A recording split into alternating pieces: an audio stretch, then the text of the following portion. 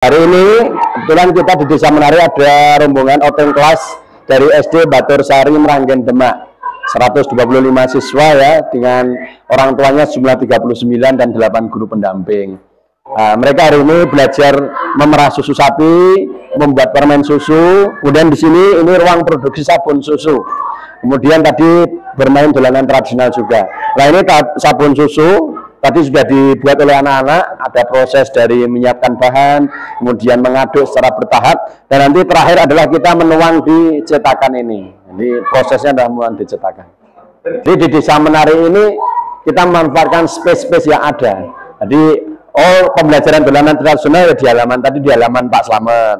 Ya, kemudian di pendopo membuat permen susu. Masih proses? Iya masih. Merah susu di tempatnya Pak Cipto. Tapi sudah selesai. Ya, Desa Menari itu sebenarnya adalah konsep laboratorium sosial ya teman-teman semuanya, di mana proses laboratorium sosial yang kita lakukan itu yang mengkolaborasikan berbagai potensi sederhana yang ada di desa ini untuk kita berdayakan menjadi aktivitas. Itu ya, jadi itu konsepnya laboratorium sosial. Dan kita mengemasnya yaitu potensi-potensi yang ada ini kita analisa, kemudian kita packaging menjadi paket wisata. Nah, makanya kita tawarkannya berbasis lokal di sini, tidak ada objek yang kita buat. Brandingnya adalah Desa Menari. Menari itu akronim dari menebar harmoni, merajut inspirasi, menuai memori. Ya, anak-anak atau siapapun yang datang di sini, pertama itu kita ajak harmoni. Harmoni itu selaras, mengenal dirinya, mengenal lingkungan, mengenal masyarakat. Ya kayak tadi anak-anak yang mengenal dirinya seperti apa, kemudian mengenal masyarakat, mengenal lingkungan sekitar. Oh ternyata di halaman itu bisa main dolanan tradisional. Oh tadi dari binatang itu bisa keluar susunya. Susu bisa diolah jadi permen, bisa diolah jadi sabun. Begitu. Ini harmoni atau keseimbangan kita. Iya betul. Jadi kita enggak merekayasa harus ada objek dan sebagainya. Enggak.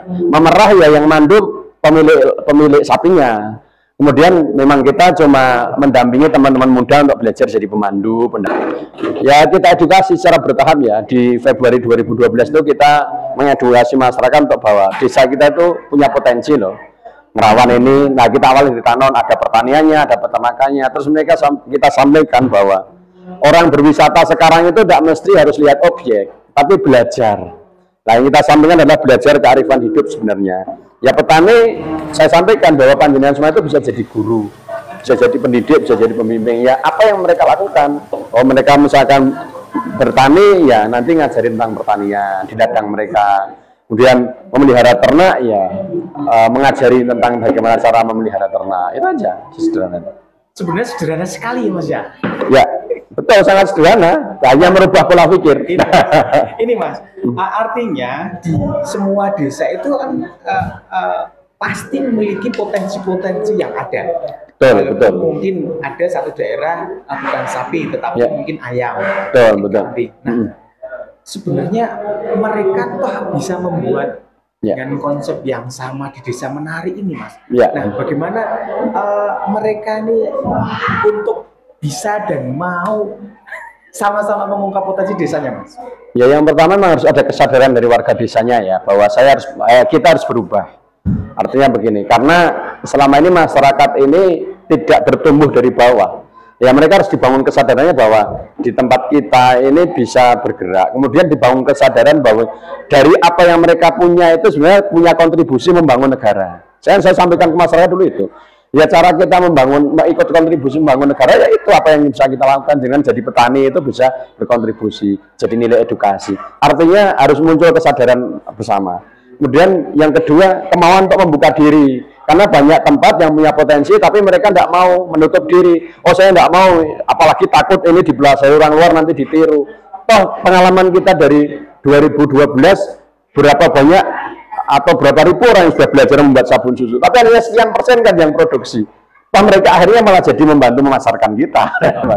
Artinya membuka diri. Kemudian yang ketiga adalah harus tahu analisis potensi. Di daerahnya punya potensi apa, punya permasalahan apa. Dan yang keempat mengemas. Desa kita itu mau dikemas jadi apa, seperti apa, ditawarkannya dengan pola apa, itu aja sederhana itu. Mas ini ngadui berapa lama? Emang harus begitu? Ya ini kalau sudah dikasih NaOH tidak boleh berhenti, karena kalau berhenti nanti beku.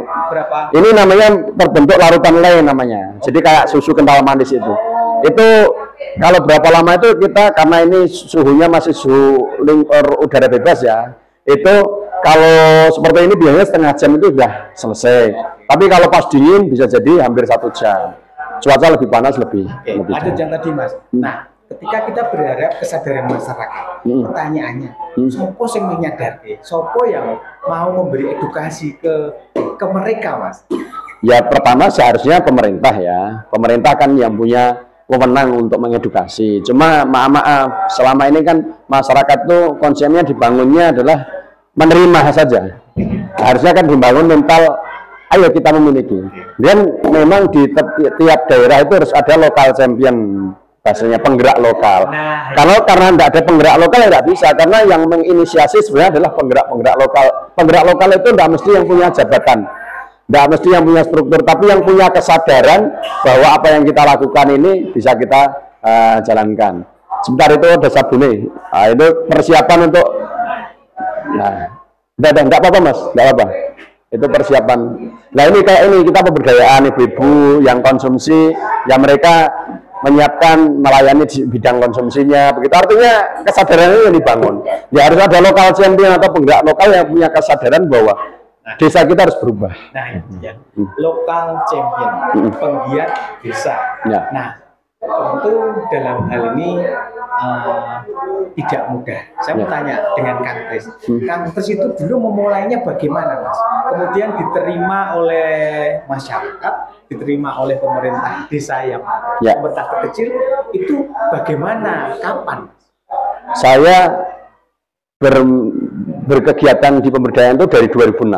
Karena atas kesadaran spiritual saya bahwa ya saya ini yang kita lakukan bisa menjadi jalan ibadah kita, itu prinsipnya. Maka modal spiritual pertama itu.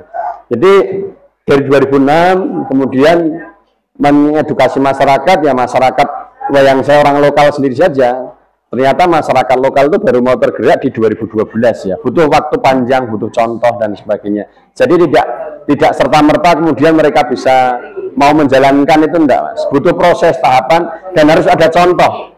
Masyarakat desa itu harus contoh. Jadi siapa ya? Dari kita yang mengawali. Karena kalau kita hanya menyampaikan gini-gini, kenapa maaf program pemberdayaan banyak tidak jalan? Karena yang menyampaikan itu hanya sekedar menginstruksi. Kalau kita kenapa? Mengedukasi tapi sekaligus memberi contoh gini loh. Ya pelakunya, dan kita apa? Betul-betul konsisten. Coba kalau saya di tengah jalan kemudian keluar, bubar. Oke, Kang Kris. Setelah ini terdekat ada kunjungan dari mana lagi?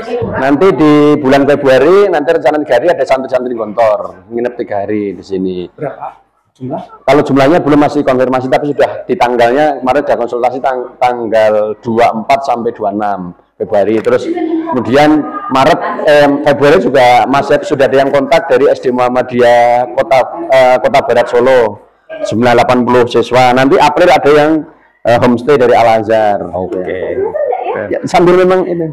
Ini ya saya di sini soalnya. Enggak apa-apa. Digeser Mas. Nah ini proses apa ya? Penuangan kecetakan.